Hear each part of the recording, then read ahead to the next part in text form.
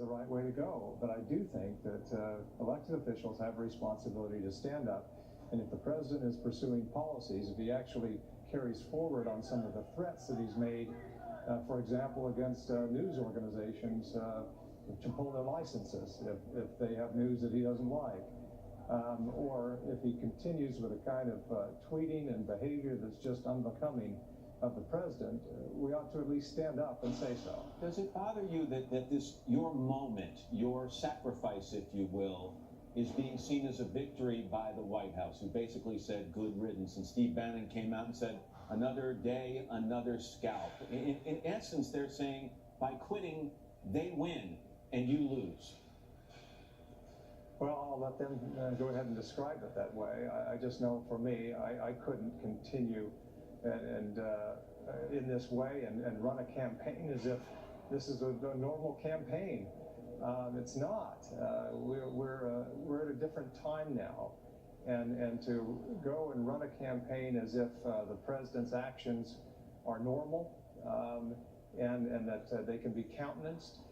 That's a difficult position to take in a Republican primary, the position that I've taken, that we ought to stand up.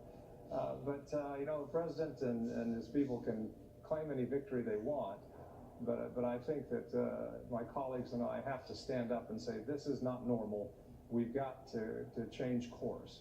But Senator, I have to say, I mean, there will be plenty of people watching right now and saying, amen, I agree with you. And there will be a significant number of people who think that's just more talk from an establishment senator. As Matt pointed out, they might say, good riddance. So the audience you need to reach are the people that believe President Trump. They believe in him. They believe he's a change agent. If you have 30 seconds to make that pitch, what would you say to them to try to persuade?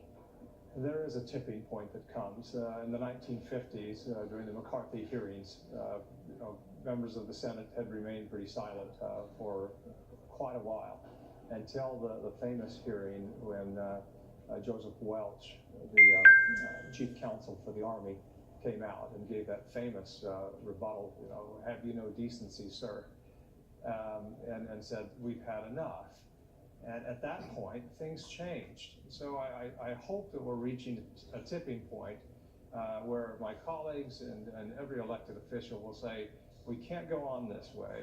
These politics, you know, how can we explain to our kids that we are countenancing this kind of behavior from the top? So I hope that we've reached that tipping point. Time will tell. Senator, let me test your newfound freedom for a second. I know you disagree with her on just about every major policy issue facing this country, but in terms of protecting our democracy, protecting respect for the office of the presidency, and protecting our image abroad, is it possible in your mind to consider that it would have been better if Hillary Clinton had won this election? I talk in the book that I wrote, The Conscience of a Conservative, borrowing from Barry Goldwater's title earlier this year, that we're kind of made a Faustian bargain with this president, that we could excuse the behavior and everything simply because we could get some conservative judges. Would it have been better if she won the election?